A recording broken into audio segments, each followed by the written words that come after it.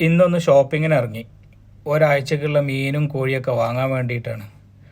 ഒരാഴ്ചക്കുള്ള എല്ലാ സാധനവും പോയിട്ട് ഒരുമിച്ച് വാങ്ങും. ഇടയ്ക്കിടയ്ക്ക് ഇങ്ങനെ പോകാൻ മടിയാണ്. ഒരു ട്രോളി എടുത്ത് നേരെ നടന്ന് നമ്മളെ കിപ്പ് മാൾക്ക്, നമ്മളെ അടുത്തുള്ള ഒരു മാർക്കറ്റാണ്. കിപ്പ് മാളിൽ നിന്ന് എല്ലാ സാധനവും കിട്ടും. ഉപ്പ് തൊട്ട് കർപ്പൂരം വരെ ഇവിടെ കിട്ടും. അങ്ങനെ ട്രോളി ഉന്തി നേരെ നടന്ന് മീൻ മാർക്കറ്റിലെത്തി. നാട്ടിലുള്ള ഏകദേശം എല്ലാ മീനും ഉണ്ട് ഇവിടെ. കാളാഞ്ചി ഉണ്ട്, ചെമ്പല്ലി, അയക്കോറ, സ്രാവ്, അയില, കല്ലുമക്കായ് വരെ ഉണ്ട്. കല്ലുമക്കായ്ക്കൊക്കെ വളരെ വില കുറവാണ്. അതുപോലെ കൂന്തൾ. ഇതെന്തോ കഷ്ണമീനാണ്, കണ്ടിട്ട് ഏട്ടമീനെ പോലെ ഉണ്ട്. ചെമ്മീൻ്റെ ഒക്കെ വലിപ്പം കണ്ടോ? ചെമ്മീൻ കിലോന് 30 വെള്ളിയാണ്, ഏകദേശം നാട്ടിലെ 600 രൂപൻ്റെ അടുത്ത്. നാട്ടിൽ ഏകദേശം എല്ലാ മീനും ഉണ്ട്. പക്ഷേ നമ്മളെ നാട്ടിൽ കിട്ടുന്ന മത്തി മാത്രം ഇവിടെ കണ്ടില്ല. ജീവനുള്ള മീൻ വരെ ഇവിടെ ഉണ്ട് കേട്ടോ. അതാ ജീവനുള്ള മീനെ തൂക്കണ്. ആരോ ഫാമിൽ നിന്ന് പിടിച്ച് കൊണ്ടു കൊടുത്താൽ തോന്നുന്നുണ്ട്. ഇതാണ് നമ്മളെ ചെഫ് ഇബ്രാഹിംച്ച നാളെ ബിരിയാണി വെക്കാനുള്ള സൂത തിരഞ്ഞെടുക്കുന്ന തിരക്കിലാണ്. അങ്ങനെ നോക്കി അവസാനം ഒരു 2 കിലോ തൂക്കം കിട്ടുന്ന ഒരു സൂത കൊടുത്തിട്ട് ജമാലിനോട് പറഞ്ഞു വെട്ടിക്കോന്ന്. ഓൻ്റെ കത്തിക്ക് വലിപ്പം മാത്രമേ ഉള്ളൂ, മൂർച്ചയില്ല. നമ്മൾ ആദ്യത്തെ വെട്ട് കണ്ടപ്പോൾ തന്നെ മനസ്സിലായി. 2 കിലോൻ്റെ സൂത അവന് 3 കഷ്ണാക്കിയാണ് വെട്ടുക. ഇടയ്ക്കിടയ്ക്ക് നമ്മൾ പൊത്തോങ് നിപ്പീസ് എന്ന് പറയണം. അതായത് ചെറുതാക്കി വെട്ടുമോനേന്ന്.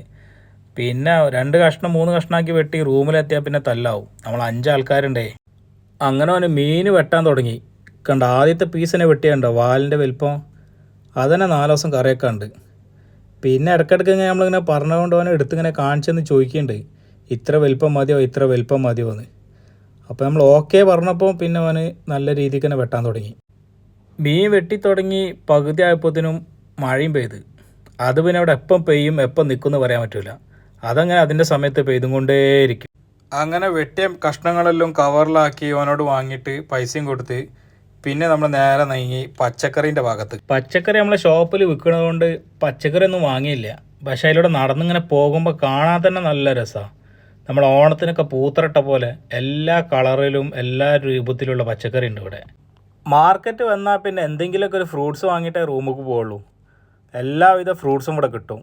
വത്തക്കൻ്റെ ഒക്കെ ഒരു കളർ കണ്ടില്ലേ. അതുപോലെ ഇങ്ങനെ കട്ട് ഫ്രൂട്ട്സുകൾ ഇങ്ങനെ പ്ലേറ്റിലാക്കി വെച്ചിട്ടുണ്ടാവും. 5 എണ്ണത്തിന് 3 വെള്ളിയാണ്. വൈകുന്നേരം ആകുമ്പോൾ ചിലപ്പോൾ 5 എണ്ണത്തിന് 5 വെള്ളിക്ക് തന്നെ കിട്ടും. നല്ലതൊരു 3 എണ്ണം നോക്കി ഇബ്രാഹിംച്ച തിരഞ്ഞെടുത്ത്. പിന്നെ ഡ്രാഗൺ ഫ്രൂട്ട്സ് ഉണ്ട്, 1 1 വെള്ളി. മാങ്ങ ഉണ്ട്, 2 കിലോ 10 വെള്ളി. അതുപോലെ ലോങ്ങാനുണ്ട്, 2 കിലോ 15 വെള്ളി.